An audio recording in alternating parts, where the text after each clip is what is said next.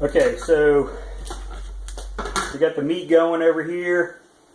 We got peppers cut up, green with your colors.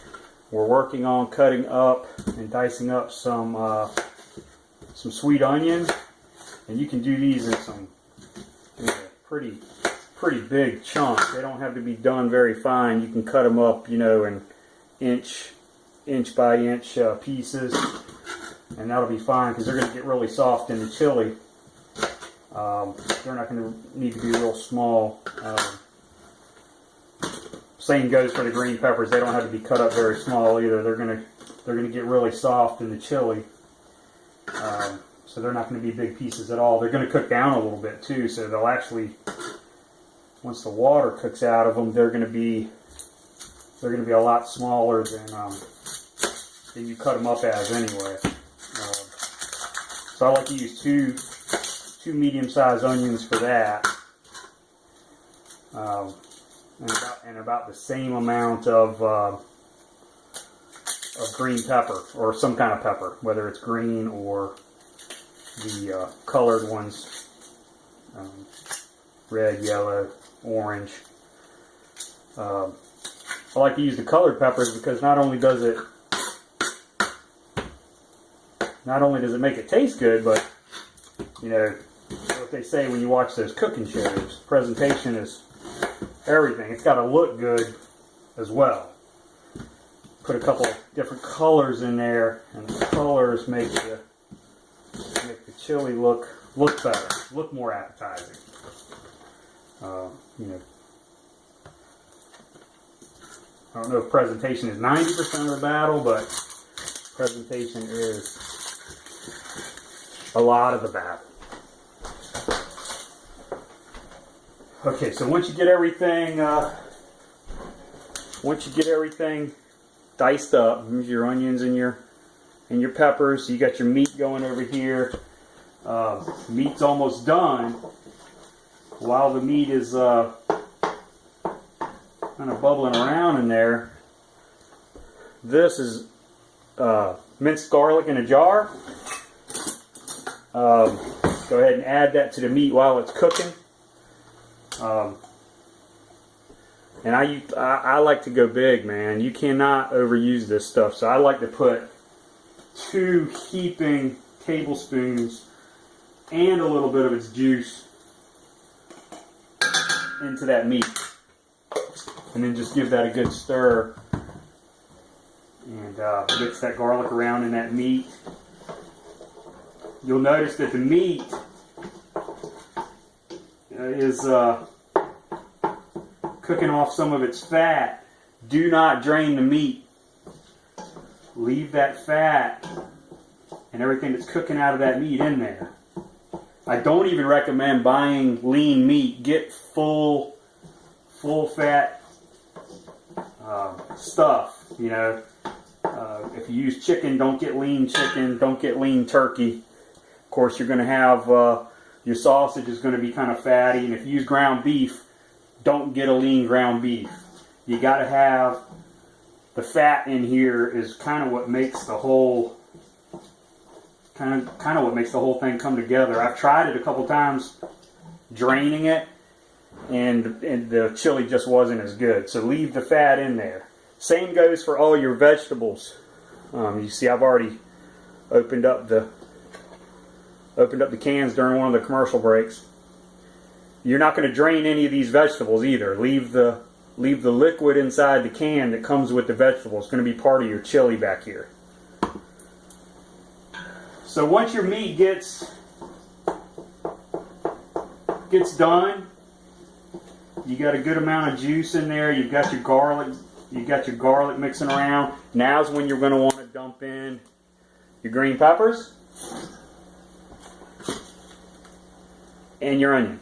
You're going to go ahead and put that right in there and give that a stir.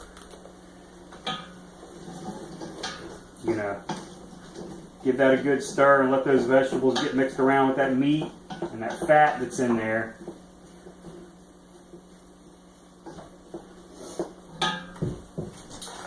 Now's a good time to go ahead and give it a little bit of I got some Italian seasoning right here.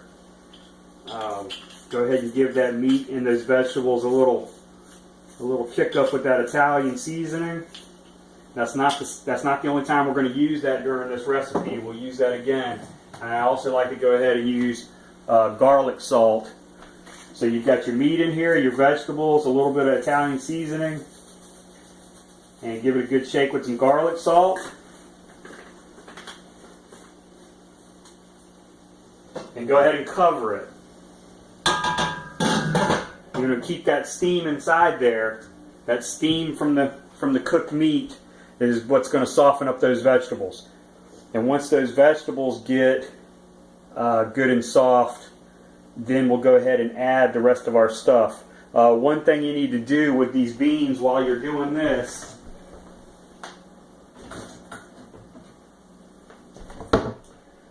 is get a strainer.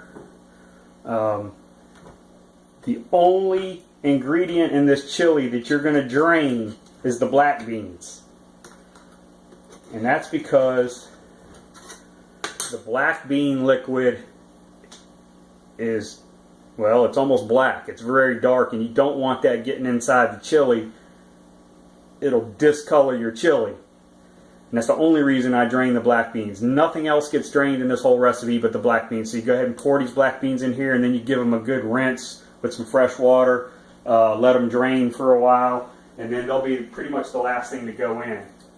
So I'm going to go ahead and run these under some cold water and get the juice off of them, because I don't want any of that. I don't want any of that black bean juice going into the chili. All the other stuff we add to the chili is either red or clear, and therefore really isn't going to affect the color of the chili in. So certainly don't want to put that black bean stuff in there, because that will really kind of... Go ahead and take a look at this every minute or so and give it a good stir. See that those vegetables are starting to soften up a little bit.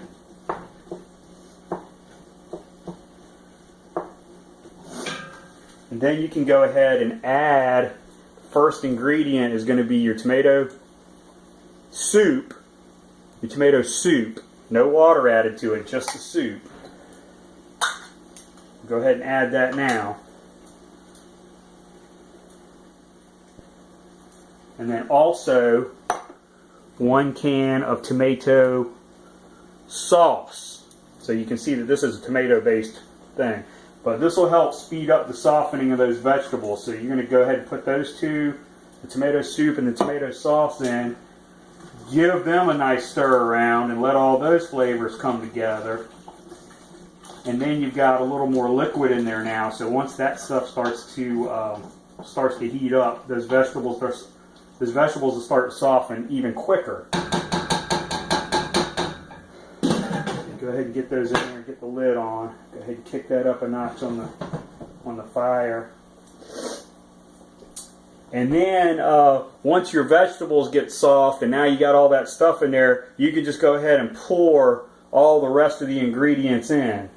Your tomatoes and your beans and then your black beans, all that can just be thrown in, and you let it cook for like an hour, and then it's ready to go. You can top it however you want. You can put cheese on top with some sour cream. Serve it with some chips.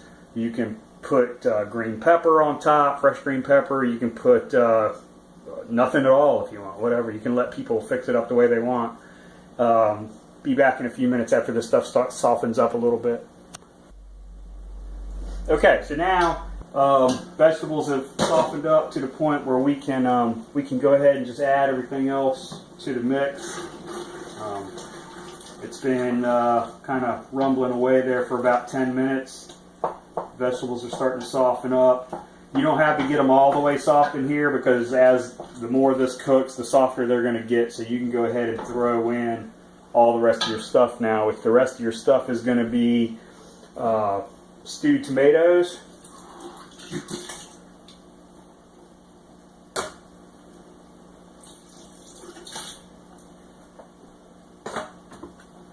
That's 3 cans of stewed tomatoes I put in there. And give them a stir around.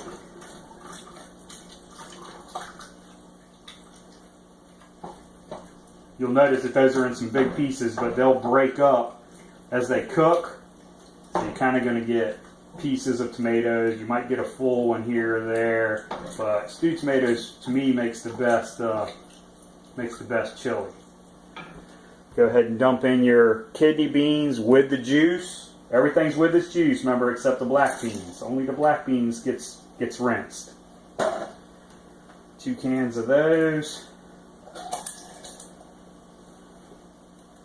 Okay, and then you just got a bunch of empty cans here. And of course the last thing is you'll see I've drained the black beans, so it's just beans, no juice. Black beans on top.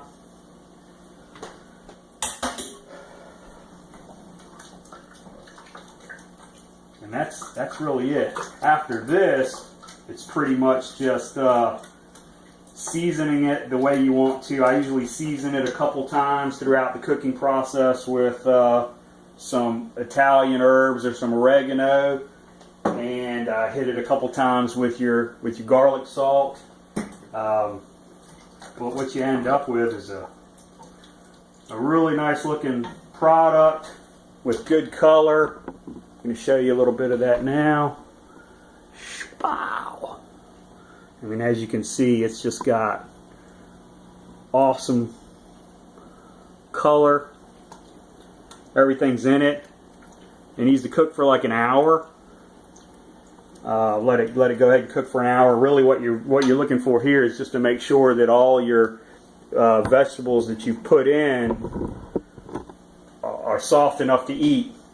And you can sample it a couple times through the cooking process, and if it needs a little more garlic salt, add it. If it needs a little more spices, add it. Don't forget your chili powder. And I don't measure any of this stuff, you'll notice. I just go ahead and figure you're going to add about 2 tablespoons of chili powder right off the bat. After you got everything in there, and then stir around that chili powder. And then after this stuff cooks for 20 or 30 minutes, go ahead and give it a taste.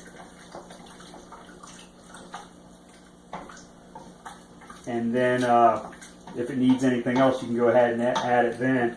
Really no wrong way to do this. I mean, you could dump anything you got in your cabinet in here. I mean, if you got any beans laying around that you know aren't going to be used, dump them in here. I mean, you could add anything to it and it wouldn't probably, you can't mess this up. I don't so much follow a recipe as I just dump a bunch of crap in there and it's going to cook and it's going to come out good, because how could it taste bad? I mean, there's nothing in here that... And that's it. You'll end up with that. It already smells good, and it's not even close to being done. But in about an hour, you're going to be able to doctor that up with however you want. And 2 or 3 days from now, as you're eating this, it gets better every day. Every day it gets better. Believe it or not, today is the worst day this chili is going to be, and it's still going to be excellent. So let me know if you have any problems, and talk to you soon. Love you, man. Bye.